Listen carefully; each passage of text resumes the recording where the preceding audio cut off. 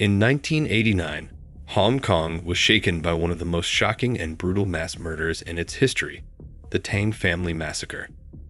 The crime was committed by Kang Hatang, a man whose long and complex relationship with the victims spanned over a decade. What initially seemed like a story of love and devotion gradually turned into one of betrayal, resentment, and ultimately, an uncontrollable explosion of violence. This case stands as a chilling reminder of how deep-seated emotional turmoil can lead to tragic consequences. Here, we explore the intricate details of the crime, the events leading up to the massacre, and its aftermath. A life in Hong Kong, Kang Hatang's early years. Kang Hatang was born in the 1950s in a small village in China. Like many others seeking a better life, he moved to Hong Kong in 1953 at the age of 17, hoping to build a future in the food and beverage industry. The early years of his life in Hong Kong were defined by perseverance and hard work. By the 1970s, he had found stability working in a restaurant, dedicating over a decade of his life to his job. It was at this restaurant that Kang encountered the family who would eventually become the center of his downfall. A chance encounter that changed everything. One of Kang's regular customers at the restaurant was an older woman named Zhang. Despite their age difference, Kang and Zhang developed a strong friendship, often engaging in deep conversations. Their bond strengthened further in 1977 when Zhang underwent surgery but struggled to afford the medical expenses. Out of kindness and loyalty, Kang paid for her remaining hospital bills, an act that endeared him to Zhang and her family. As gratitude, Zhang introduced Kang to her daughter, Lan, and her 3-year-old granddaughter, Rong. Over time, Kang became more involved in the family's life, even being honored with the role of Rong's godfather. However, what began as a simple act of goodwill would unknowingly set the stage for an unimaginable tragedy. A forbidden love, Kang and Lan's relationship. As the years passed, Kang grew closer to Lan. In 1977, at the age of 41, he fell deeply in love with her.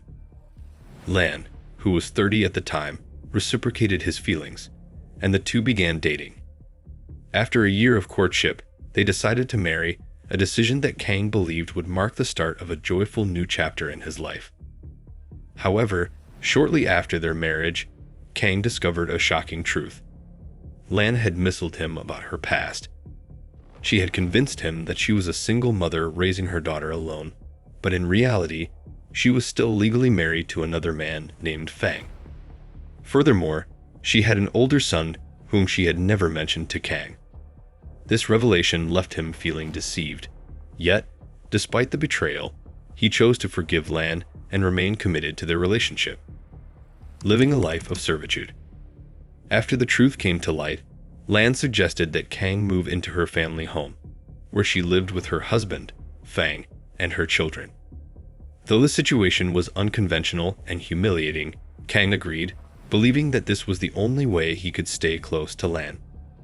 However, rather than being treated as an equal partner, Kang was relegated to the role of a household servant. He worked tirelessly outside the home while also performing domestic chores for the family.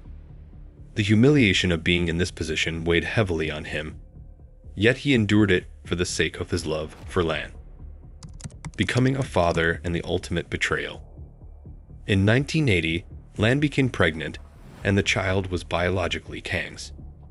However, in an effort to keep the truth hidden from Fang, she asked Kang to temporarily move out of the house.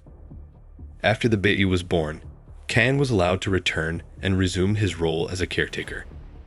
Despite the difficult circumstances, Kang found immense joy in fatherhood. He doted on his son Juan and even quit his main job to become a full-time caregiver. These years, though marked by humiliation, were also the happiest moments of his life. However, his happiness was short-lived.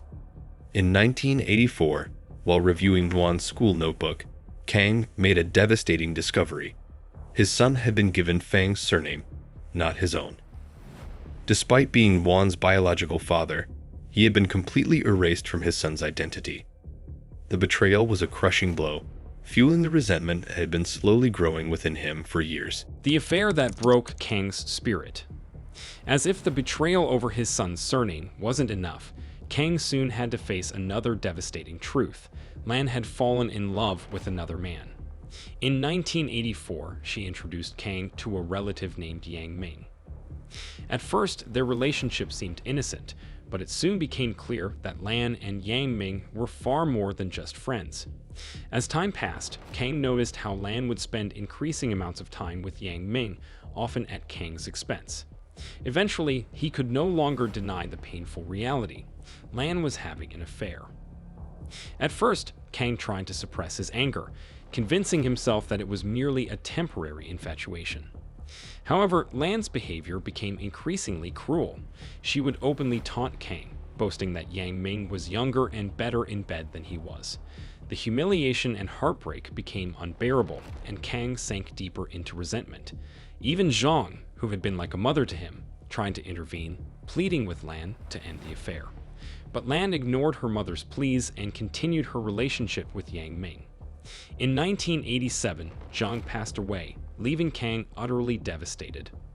The breaking point. By March 1989, Kang's emotional turmoil had reached a breaking point.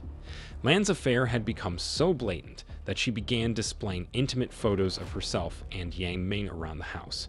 The final straw came when she told Kang that she would no longer accompany him on their usual monthly visits to his hometown. This was her way of officially ending their relationship. Feeling discarded and humiliated, Kang refused to leave the home despite Lan's insistence. His mind, tormented by years of betrayal and mistreatment, was teetering on the edge. The day of the massacre. On the morning of the murders, Kang followed his usual routine. He took Juan to school, went out for tea, and did the grocery shopping. When he returned home, Lan was furious that he had failed to buy offerings for Fang's birthday.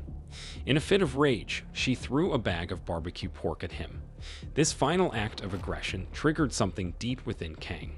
In a blind fury, he grabbed a nearby object and attacked Lan, beating her until she lay motionless. At that moment, Lan's eldest son, Wen, walked into the room and saw what had happened. In a panic, Kang dragged Wen into a bedroom. When Wen attempted to resist, throwing a bowl of hot porridge at him, Kang lashed out again, attacking him with the same weapon he had used on Lan. Lan, who had momentarily regained consciousness, tried to crawl away, but Kang finished what he had started, ensuring she would never get up again. The final victim was Rong, Kang's goddaughter. She returned home from school in the afternoon and, in a moment of innocence, kicked Kang as she saw him cleaning. This trivial act sent him into another rage, and he grabbed a hammer, striking Rong repeatedly until she was dead. A tragic end for Fang. By 2:00 p.m., Fang returned home to find the horrifying aftermath. In a moment of shock and grief, Kang confessed to the killings. Rather than reacting with anger, Fang, overwhelmed by despair, suggested that they end their lives together. Unable to bring himself to harm Fang, Kang hesitated. In a tragic act of desperation, Fang picked up the hammer and ended his own life. The aftermath and trial. After the murders, Kang attempted to cover up the crime by writing a fake note implicating Yang Ming. However, the truth quickly unraveled. In November 1990, Kang stood trial for 4 counts of murder. He pleaded guilty to 3 counts of manslaughter, citing emotional distress as a mitigating factor.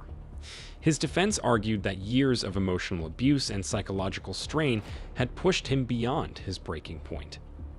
The jury ultimately spared him a murder conviction, but the tragedy left an irreversible scar on all involved.